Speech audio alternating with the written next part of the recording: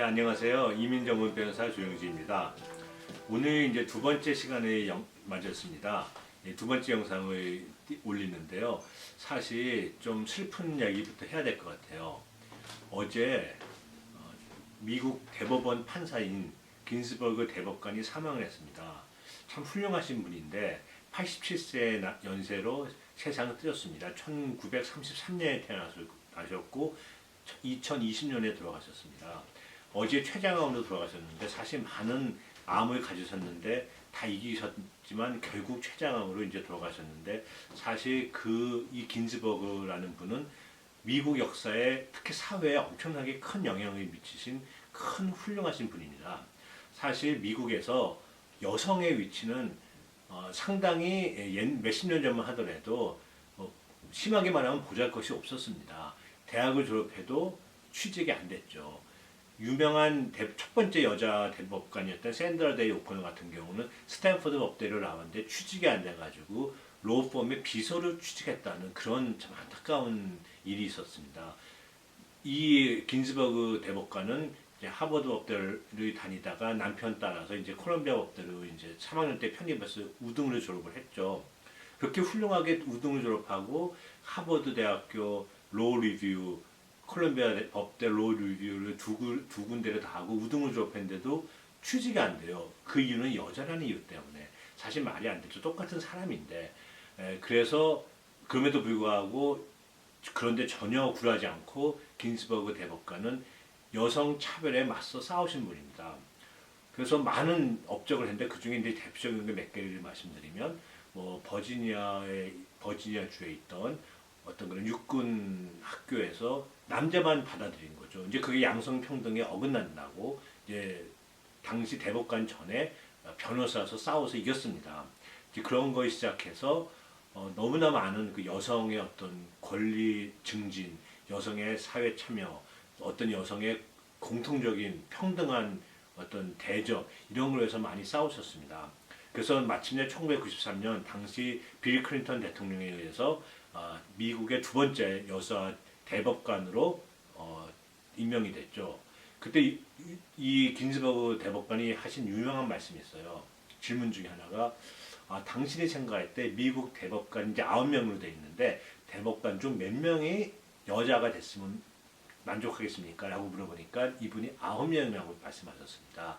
다 놀랐죠, 사람들이. 그래서 왜 그렇게 생각하냐고 이제 물어보니까 사람들은 9명의 남자가 대법관을 차지한 것에 대해서는 전혀 문제 삼지 않는데 9명의 여자가 대법관이 전부 된다는 것에 대해서는 왜 놀라느냐. 이런 역설적인 말씀을 하심으로써 어떤 남녀 간의 평등을 되게 주장하신 분이죠. 그리고 처음으로 젠더라는 영어 단어죠. 이런 표현으로서 남녀 평등을 이제 추구하신 이제 그런 훌륭한 분입니다. 미국은 불문법의 나라죠. 또는 이제 불문법, 판례법 이런 법 체계를 갖고 있을 때 영국, 미국은 불문법, 판례법, 또 이제 독일, 한국, 일본은 뭐 성문법. 물론 100% 성문법, 불문법으로 딱 칼로 물을 자르듯이 착 나누는 그런 나라는 없죠.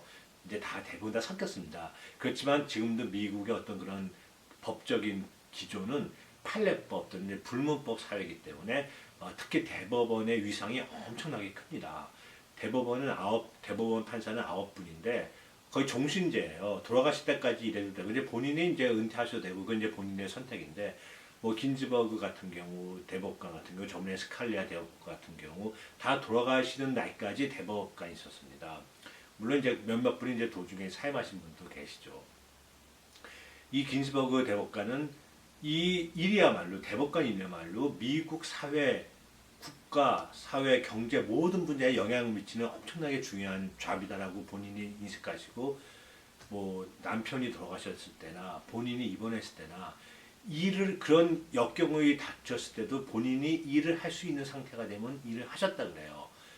뭐 돈 벌기 위해서가 아니죠. 그렇게 훌륭하신 분입니다. 그분이 어제 갑자기 세상을 떠났습니다. 그래서 저는 일단 먼저 그분의 명복을 빌고 그분의 업적을 다시 한번 되새기며 그분 때문에 우리 후대 저희를 포함해서 우리 아이들이 더 큰 자유와 평등을 누릴 수 있을 수 있게 된 것에 대해서 깊은 감사를 표합니다. 근데 이제 현실적으로 그분이 돌아가심으로써 우리가 특히 이민자들한테 어떤 직접적으로 또는 이민을 진행 중인 사람들한테 영향을 받을 수 있는 또는 혹시 불법으로 계신 서류 미비자들한테 받을 수 있는 그런 게 사실 현실적으로 많이 와닿죠. 긴스버그 대법관이 들어가시면서 지금까지는 정확히 진보사, 보수사 한 분이 약간 보수 성향의 이제 중도, 캐스팅 보트 이렇게 이제 이루어져 있었습니다. 대법원이요. 근데 이제 진보가 한 분이 돌아가시는 바람에 진보가 3이 되고 5가 보수가 되고 한 분은 지금은 이제 약간 먼저 왔다 갔다 하는 이제 그 캐스팅 보트가 됐는데 그렇게 되면 이게 이제 균형이 깨질 수가 있는 거죠. 그런 게다가 만약 다음번 이제 11월 3일에 있는 대통령 선거에서 공화당 후보가 대통령이 되면 당연히 긴스버그 대법관 후계자로 보수적인 대법관이 임명할 것이고 그렇게 되면 아무래도 그 보수적인 대법관은 이민 정책의 전반적인 정책에 대해서 저 보수적인 목소리를 낼 겁니다.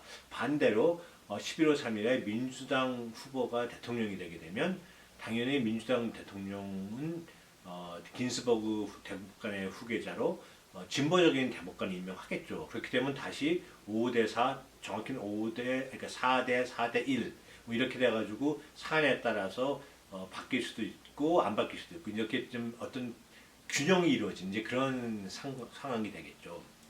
그렇기 때문에 이 긴스버그 대법관이 지금 사망하게 되는으로써 앞으로 대법원의 어떤 그런 큰 정책에 있어서 많이 바뀔 수도 있고 안 바뀔 수 있는 그런 영향을 미칠 수가 있습니다. 한 예를 들자면 이제 다카 아시죠? 다카 어린아이들을 위한 구제책.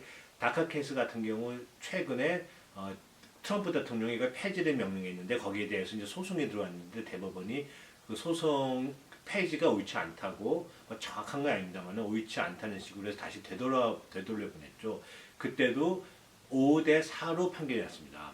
근데 만약 긴스버그 대법관의 후임자가 좀 더 보수적인 이제 분이 된다면 다시 그리고 다카 케이스를 폐지하자는 안이 나온다면 그때는 5대 4가 아니라 4대 5로 어쩌면 다카가 폐지가 될 수가 있는 거죠.